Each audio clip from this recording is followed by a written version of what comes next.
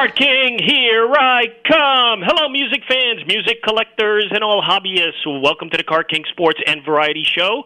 I am your host, the Catman, Brian Cataquet, a.k.a. the Card King. We are live on ABC's KMET 1490 AM.com, your number one spot right here for news and talk on the West Coast. I thank everyone for tuning in this morning.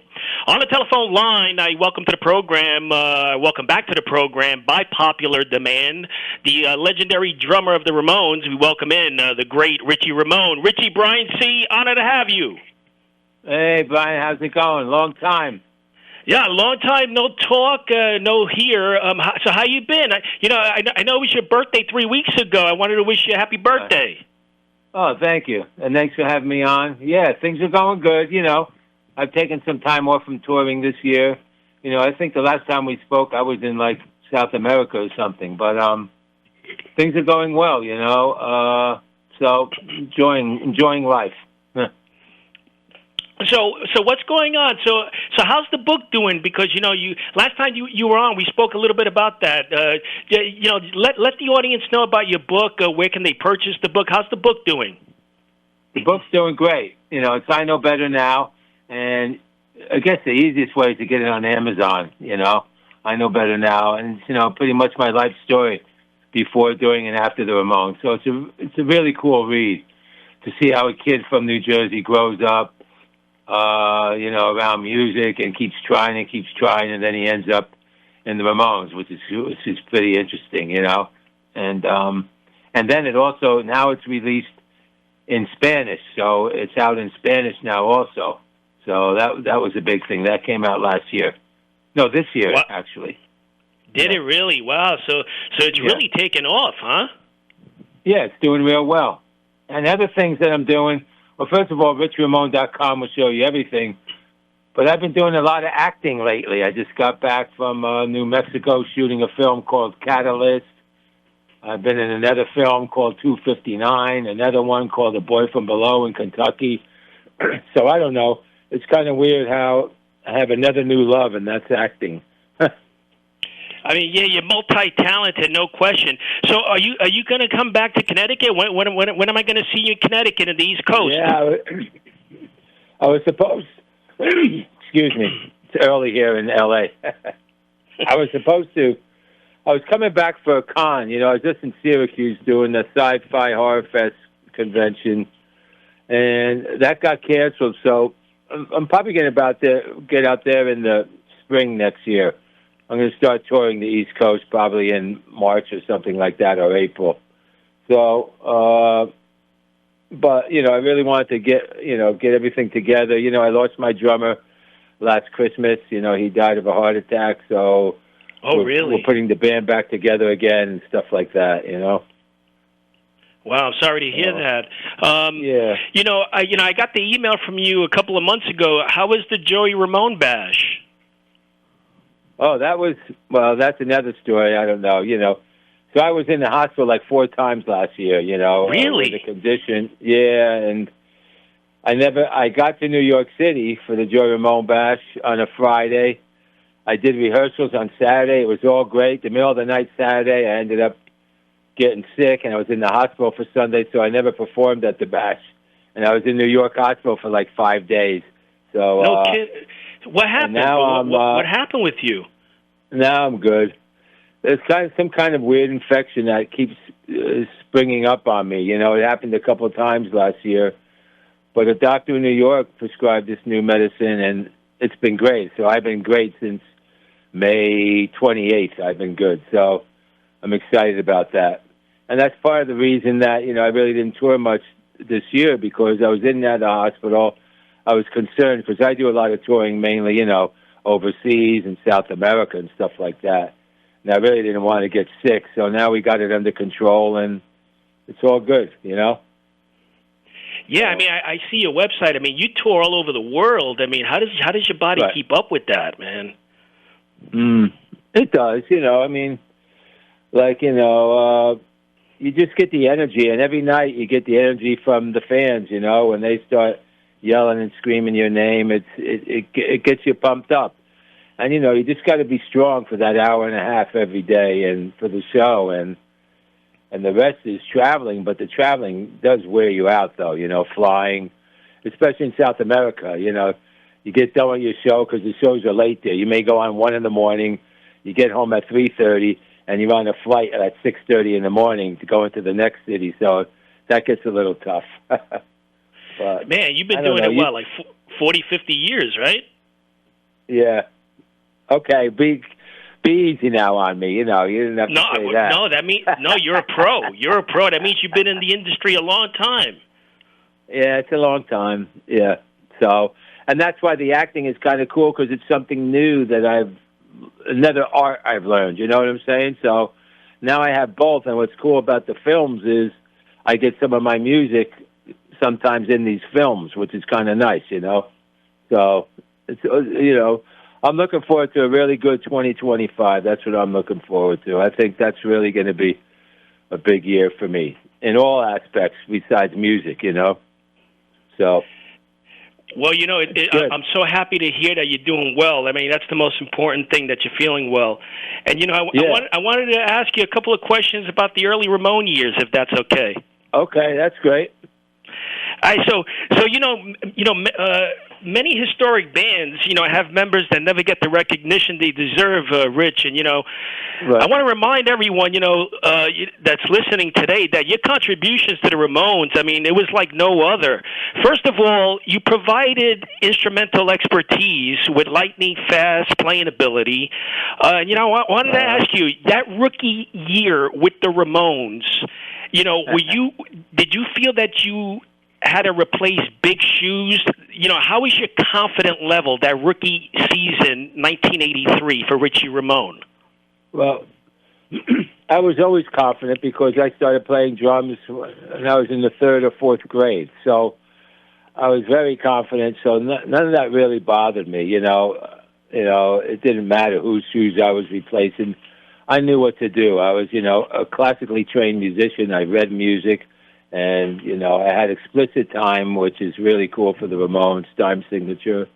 And I really didn't, when did I get in that band? When I was like 24.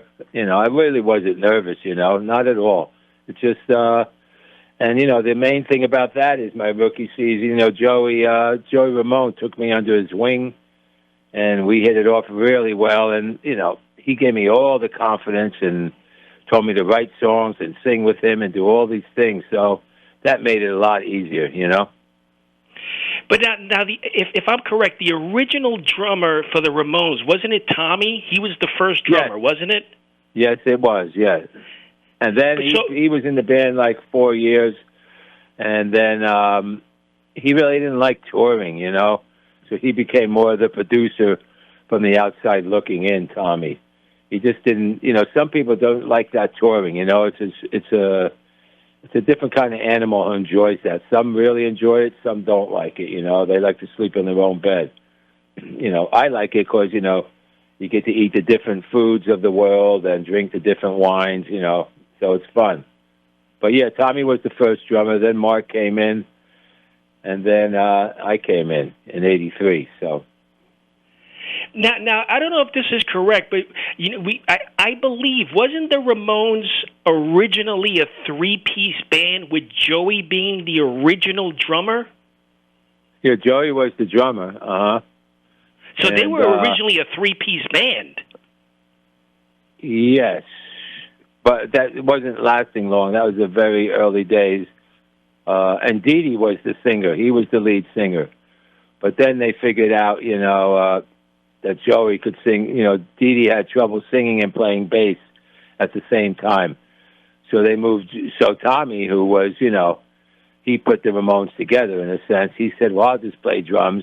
And he wasn't really a drummer. He just sat in and played drums because he couldn't find a drummer who could play that kind of style. It was early 70s, and people weren't playing that kind of beat. They were playing more, Yes and all those kind of bands were out there. So, and then Joey moved to the front, the front of the band. He became the singer. Right, and then 1978, around 1978, Mark comes in, right? Marky Ramone. Right. Mm-hmm. Yes. So he was there from 78 till about 83, and then 83 is when Richie Ramone comes in. Right. Marky was there at 82. I came in like December, January of 83. And, yeah. And then I left. I don't know if you could talk about it. I'm sorry. Go ahead. And then I left 87, like in September. So it was like 4 years and 9 months. Yeah, so what 83, do you want me to talk about? No, so was it a fact that did they got rid of Marky? Is that what happened? They fired Marky? Yeah, they had to get rid of him. He missed the show. He became such a blazing alcoholic, and oh, really? You know, that it's hard to do in this band, be an alcoholic and play those drums like that. You know, so yeah, they finally got a last straw. That's why, if you look at the Subterranean Jungle album, I don't know if you're familiar. They're in the subway there. You see Johnny, Joey, and D-Day in the doorway, and they put Marky in the window, just his little head sticking through, because at that time they knew they were getting rid of him. And that's when I joined, and I toured on that Subterranean Jungle album. That's my first tour. So, isn't that funny? Yeah, I mean, I did not know that. So he's pictured on the album cover in the window. I gotta check in the that window. out. Yeah, and the other guys are standing in the doorway of the subway. So, pretty interesting. Yeah. So and there's a T-shirt. There's a T-shirt in the Ramones. I think in the Ramones museum in Berlin, they have a T-shirt with the circle, and it's only those three guys. There's no drummer in that T-shirt. Very rare T-shirt, and I think that T-shirt was made when they were getting rid of Mark. They just put their three names in it, and then I came, and then they added my name to the shirt. So, another story for you. Yeah, it's interesting. So 83, well, you said 82, 83, you come in, and right away you come in with a totally different, energy. I mean, you put the Ramones on edge. I mean, and this was documented, for those listening, on that Phil Spector 2003 Ramones documentary. I believe something like he stated that when you came on, I mean, you really changed the way the Ramones albums, were being heard. Yeah.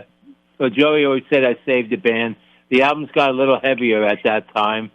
And, when you change drummers, you definitely change the sound of the band. I was very powerful and very steady, like a locomotive going down the track. So those albums, Halfway to Sanity and Too Tough to Die was their album, the first one I did with them, and that, people call that was getting back to the original sound when I came in, because they started to get a little light sounding when they started to get these producers like Graham Goulden from 10cc and stuff, the Pleasant Dreams, and, they were trying things to try to get a hit, and never really worked with them, so they just went back to their roots, so... Yeah, let's touch quickly about a couple of those albums. So the first album, your debut, was Too Tough to Die, right? Yes. Mm-hmm. Now that's an historic album because it features your recording, your first debut on that recording. What do you remember most about putting that work together? I don't know. I remember Joey came to me and said, "Oh, we're doing a new record, so I want you to go and write some songs." So I wrote some songs for that record, and in the studio, it was, Tommy was producing along with Ed Stasium, who produced some of the records, the Ramones records, and I said to Tommy during those sessions, I said, well, how am I doing? He said, you're doing great. Just keep on doing what you're doing, so, and I didn't have much conversation with Tommy at that time, but I knew what to do, I knew what to play. I knew how to put my fills around Joey singing where I wouldn't step on him. I just knew what was right and what was wrong, and what sounded good and what sounded bad. That's very important for a musician. You need to know good from bad, Yeah, no, that absolutely. And you never stepped over Joey's, when you never stepped over with any solos or nothing like that. No, no. You have to you know. And like some drummers, you know, they learn a fill and they think they could just throw it in anywhere in a song. And it doesn't work that way. You have to play to the song and play what's best for that particular song and what works, you know. But tell me if this is true. I think Joey really liked you because, you know, of your writing ability. I mean, that hasn't been, when you came aboard, that wasn't done since Tommy, right? Right. I think Tommy helped write Blitzkrieg Bop and stuff, but no drummers were writing and singing, you know, and, you know, it was, you know, it's funny with Joey, he'd say, "Oh, Richie, you're like a regular Phil Collins." You know, I was going to ask you about that. Yeah, because I could write and sing and play drums. Yeah, I was going to ask you. He did say that, right? Yes. Uh-huh. Oh my God. All the time he would say that, laughingly. You know, we joke about it. You know. Wow. So and Animal Boy, you wrote your first hit on that song, I believe, on that album, right? Animal Boy? Mm-hmm. Right. Mm-hmm. So what do you remember most about, you know, doing work on Animal Boy? Huh. Kind of more of the same, you know. I think we're at the same studio there on 57th Street, Media Sound, I believe, and in New York City. And it was more the same. I was very fast, though. You know, Johnny liked to go fast. You know, he didn't want to waste money. So all of my albums, all those takes you hear are like first take pretty much. Once in a while it'll be a second take, but you had to get it right, know what you were doing the first time because you weren't going to get another chance at playing on those records. So I would record the whole record in a day and a half, and I'd be done, you know, unless I had to come back for some singing or stuff. So it's pretty fast. Yeah, I mean, that's what I said. You were like lightning on the drums. And now your last album, Halfway to Sanity. What do you remember most about that one? Right? Yeah, I mean, you know, it kind of, you know, I don't, you know, it's like funny what you remember about it. I don't know what I remember about it. I just know that there I was in the studio, one of the greatest bands of all time. So I just feel blessed about all of my whole career with them, you know. And Richie, that only comes around like once every 100 years, right? To be part of a legendary band like that. Right. I mean, you know, because you had your own identity in the Ramones. You actually got the surname, you know. I mean, I could have played in other bands, whether it's, you know, whoever it was, and you really don't know who the drummer is. This really, you know, gave me an identity for the rest of my life, and I wear that badge proudly, you know.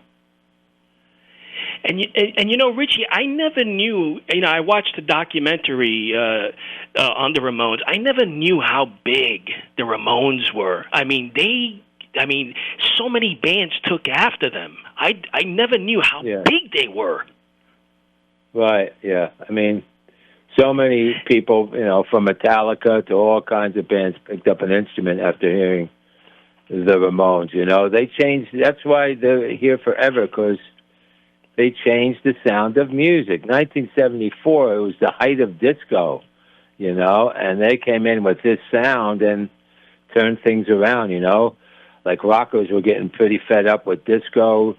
People who played rock, they were getting fed up with long guitar solos and arena rock sound and songs that were 9 minutes long, you know. And they just changed it to this raw 2-minute, 2.5-minute, 3-chord progressions, easy progressions, and lyrics that were funny and humorous that, you know, you could sing and talk about. Other bands weren't talking about that, you know. You know, basically rock and roll, you write songs, it's more about love and relationships.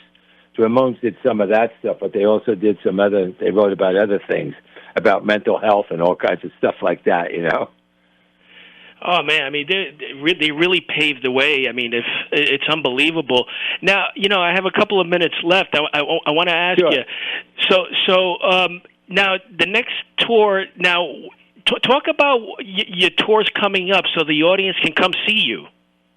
Yeah, I don't have anything planned on the books yet. We're just going to start talking about it. But basically, our tour, like, you know, the East Coast. New York, Connecticut, all those, Massachusetts, up that way, because I have kind of a good following over there. I don't really have much of a following on the West Coast.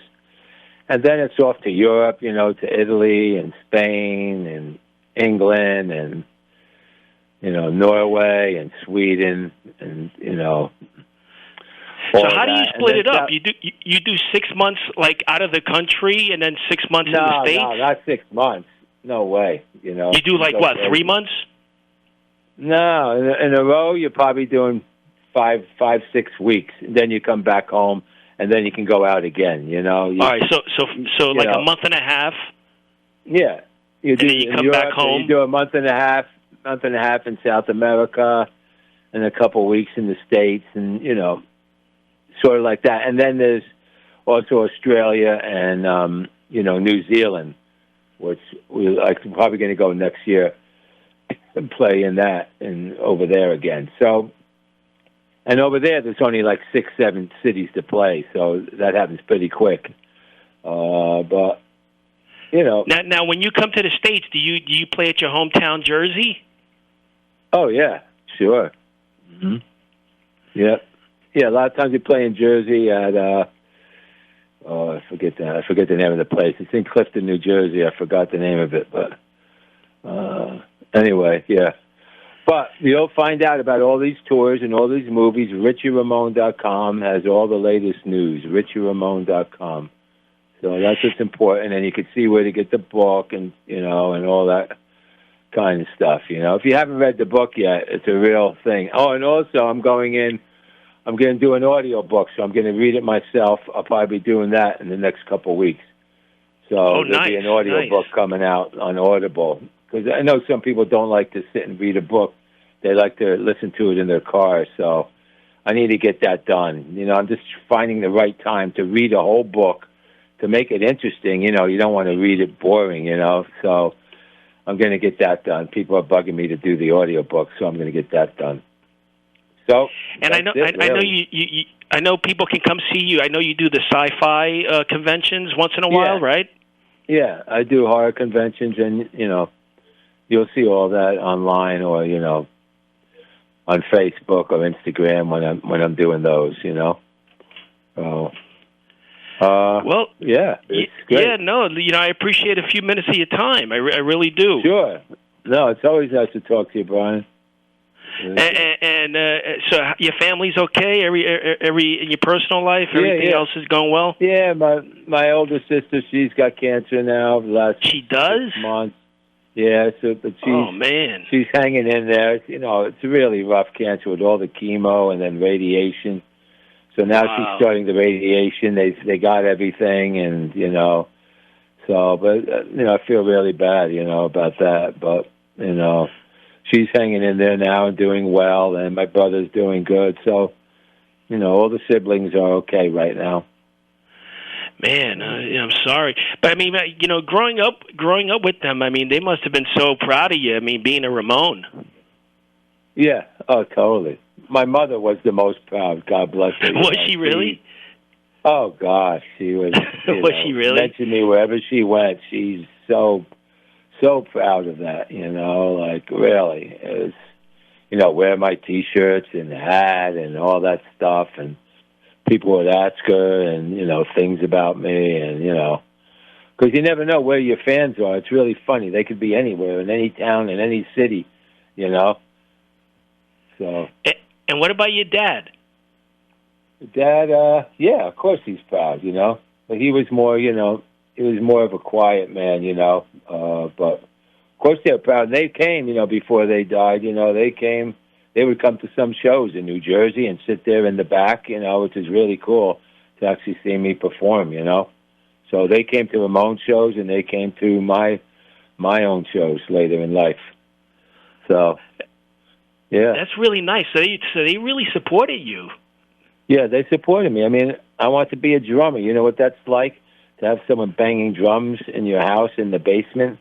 I used to set up these big speakers on each side of the drum set and blast the music and play to the records.